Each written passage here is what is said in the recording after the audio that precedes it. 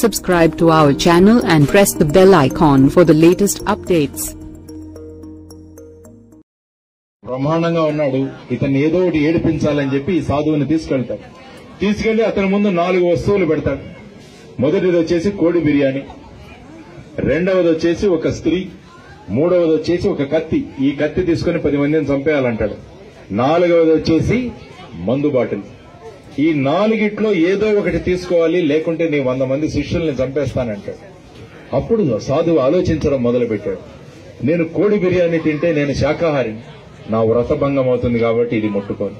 స్త్రీ, నేను బ్రహ్మచారిని, నేను స్త్రీని పెళ్లి చేసుకోలేను కాబట్టి దీన్ని నేను ముట్టుకోలేను. మూడవది కత్తి, కత్తి తీసుకుని 10 మందిని చంపేయాలంటాడు. నేను అహింసావాదిని కాబట్టి ఈ కత్తితో నాకేం పని ఉంది.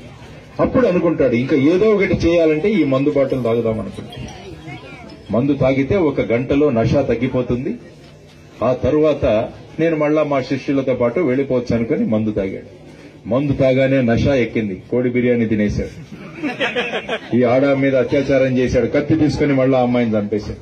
చూడండి, ఒక చిన్న బాటిల్లో మన జీవితాలను ఏ విధంగా నాశనం చేసే ప్రభావం మీకు కనిపిస్తుంటే ఇప్పుడు ఉన్న ప్రభుత్వాలు అవేంటో బెల్ట్ షాపులండి, బెల్ట్ షాపులు పెట్టి ప్రజలను మభ్యపెట్టి సంపాదిస్తున్న డబ్బులన్నీ కూడా ఆ విధంగా తాగించి వాళ్లను బలహీనులుగా చేసి ఇంటిలో ఆడపడుచుల దగ్గర డబ్బులు లేకుండా చేస్తున్న ప్రభుత్వం మీకు కావాలా? ఎక్కడ కోరుకుంటే, ఏ గ్రామం కోరుకుంటే ఆ గ్రామంలో ఎటువంటి మందు షాపు పెట్టకుండా చూసే ప్రభుత్వం మీకు కావాలా? మీరు ఆలోచించుకోండి. ఆ ప్రభుత్వం జనసేన ప్రభుత్వం తీసుకురాబోతుంది అని మీకు తెలియజేస్తున్నాను.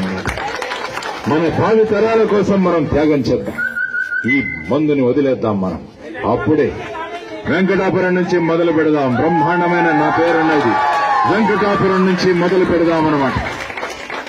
ఇప్పుడు డబ్బులు ఇవ్వడానికి వస్తారు మీ దగ్గర.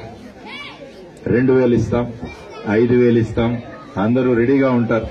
వీళ్ళు ఎందుకు ఇస్తారంటే మీకు రేపు మీరు మాట్లాడకూడదు. వాళ్ళు ఏం చేసినా కూడా మీరు మాట్లాడే శక్తిని మీరు కోల్పోతారనమాట. వెళ్లి ఏంటండి ఇలా జరుగుతుందంటే ఆ ఎమ్మెల్యే అంటాడు, ఏరా 2000 డబ్బులు తీసుకున్నావు ఎలక్షన్ లో, ఇప్పుడు గొంత వస్తుందా నీకు అని అడుగుతాడు. దాంట్లో మనం సైలెంట్, నోరు మూసుకోవాలి వస్తుంది. కానీ జనసేన ఏం కోరుతుందంటే ప్రతి ఒక్కరూ కూడా ప్రశ్నించాలి అన్నది మా జనసేన తత్వం. అన్యాయం జరుగుతుంటే దాని గురించి ప్రశ్నించే సమాజాన్ని సమాజాన్ని తయారు చేయాలన్నది Janasena, CPI, CPM, Bahujan Samaj party లక్ష్యం అన్నమాట. ఆ లక్ష్య సాధనలో మేము ముందుకు వెళుతున్నాం. ఈ ఏప్రిల్ 11న ఒక పర్వదినం, మన జీవితంలో మార్పు తెచ్చే ఒక రోజు. ఆ రోజు కోసం మనం ఎదురు చూడాలి.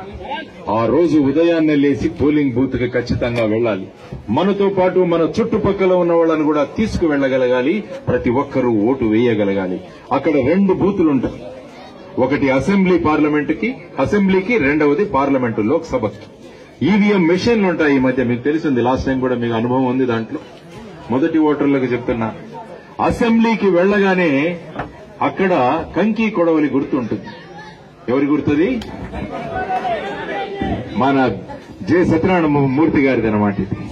కాబట్టి అసెంబ్లీలో మన చెయ్యి కంకి కొడవలి గుర్తు మీద మనం వేయబోతున్నాం అన్నమాట. ఆ తర్వాత మీరు పార్లమెంట్ దీనికి వస్తారు, అక్కడ కూడా ఒక మెషిన్ ఉంటుంది. ఈసారి ఏంటంటే మా ఫోటోలు కూడా ఉంటాయి అక్కడ, కాబట్టి జాగ్రత్తగా చూసుకోండి మమ్మల్ని. మా ఫోటోలు కూడా ఉంటాయి అక్కడ. కాబట్టి ఈసారి ఎటువంటి మామూలుగా ఏం చేస్తుంటారంటే లక్ష్మీనారాయణ అనగానే ఇంకొక 2 లక్ష్మీనారాయణలతో అక్కడ నామినేషన్ వేయిస్తారు. అంటే ప్రజల్లో కన్ఫ్యూజన్ క్రియేట్ చేస్తారనమాట, ఏ లక్ష్మీనారాయణకు వేయాలి అని. అందుకనే ఎలక్షన్ కమిషన్ ఈసారి ఫోటోలు కూడా అక్కడ పెట్టబోతోంది, మన ఎన్నికల చిహ్నం కూడా ఉండబోతుంది. కాబట్టి పార్లమెంటు ఈవీఎం దగ్గరికి వెళ్లగానే మీ గుర్తు గ్లాసు మీద వెళ్లే గుర్తు అనమాట. ఎవరమ్మా నన్ను అడిగారు, సార్ గాజు గ్లాస్ ఎందుకు తీసుకున్నారు పవన్ కళ్యాణ్ గారు అంటే నేను చెప్పాను వాళ్ళకి, ఎలక్షన్లు సింబల్ ఇచ్చేటప్పుడు ఎలక్షన్ కమిషన్ పిలుస్తుంది ఢిల్లీకి. పవన్ కళ్యాణ్ గారు వెళ్లారు అక్కడికి. వెళితే ఆయన మాకు ఎవరో అన్నారు గ్లాసు సింబల్ ఉంది సార్ అని 2 పెట్టారట అక్కడ. ఒక స్టీల్ గ్లాస్ పెట్టారు, ఒక గాజు గ్లాస్ పెట్టారు. ఈ రెండిట్లో మీరు ఏదైనా తీసుకోవచ్చండి అంటే పవన్ కళ్యాణ్ గారు ఒక్క క్షణం ఆలోచించకుండా గాజు గ్లాస్ ను ఎన్నుకున్నారు ఆయన. ఎందుకంటే గాజు గ్లాస్ అన్నది పారదర్శకం. దీనిలో ఏముందో తెలుస్తుంది. రేపు ప్రభుత్వంలో వచ్చిన తర్వాత మేమేంటో కూడా మీకు ఖచ్చితంగా తెలపాలని ఈ గాజు గ్లాసును మేము గుర్తించాము, గాజు గ్లాసును తీసుకొచ్చాము మీ అందరూ. కాబట్టి అటువంటి పారదర్శకమైన ప్రభుత్వాన్ని తీసుకురావాలి. పారదర్శకత ఉన్న మనుషులని అసెంబ్లీకి, పార్లమెంటుకు పంపించాలన్న ఆయన ధ్యేయాన్ని మనం తీసుకెళదాం. ఈసారి గనక ఎన్నికల్లో మనం ఫెయిల్ అవుతే ఈ భవిష్యత్తు ఉండదు ఈ పిల్లవాళ్లకి. నేను చెప్తున్నాను మీకు. ఎందుకంటే భారతదేశం 75% యువతతో నిండిపోబోతోంది. మరి మీకు ఉద్యోగాలు లేకుంటే ఏం చేస్తారు మీరు? ఏ విధమైన భవిష్యత్తు మీకు ఉండబోతోంది? ఫ్యాక్టరీలు రావట్లేదు, ఉద్యోగాలు రావట్లేదు. మిగతా వాళ్ళందరూ కూడా ఎప్పుడు టెండర్లు వస్తాయా, రోడ్ల టెండర్లు ఎప్పుడు టెండర్లు వస్తాయా, అందులో నాకెంత కట్టుందా, దీని గురించే ఆలోచిస్తూ ఉంటే మరి మీ గురించి ఆలోచించే వాళ్ళు ఎక్కడొస్తారు? కాబట్టి ఈ ఎన్నికలలో జనసేన మిత్రపక్షాలు గెలవడం చారిత్రాత్మక అవసరమని మీ అందరికీ చెప్తున్నానన్నమాట. ఈసారి మనకు ఖచ్చితంగా మన ప్రభుత్వాన్ని కనుక తీసుకొస్తే చూడండి, 25 సంవత్సరాల బ్రహ్మాండమైన భవిష్యత్తును మీకు ఇస్తామని నేను మీకు భరోసా ఇస్తున్నాను పవన్ కళ్యాణ్ గారి తరఫున. కాబట్టి ఒక్కసారి ఆలోచించండి. మేము మమ్మల్ని గెలిపించండి అని అడగట్లేదు, మిమ్మల్ని మీరు గెలిపించుకోండి అంటున్నామన్నమాట. ప్రజాస్వామ్యం అంటే ప్రజలు గెలవాలి.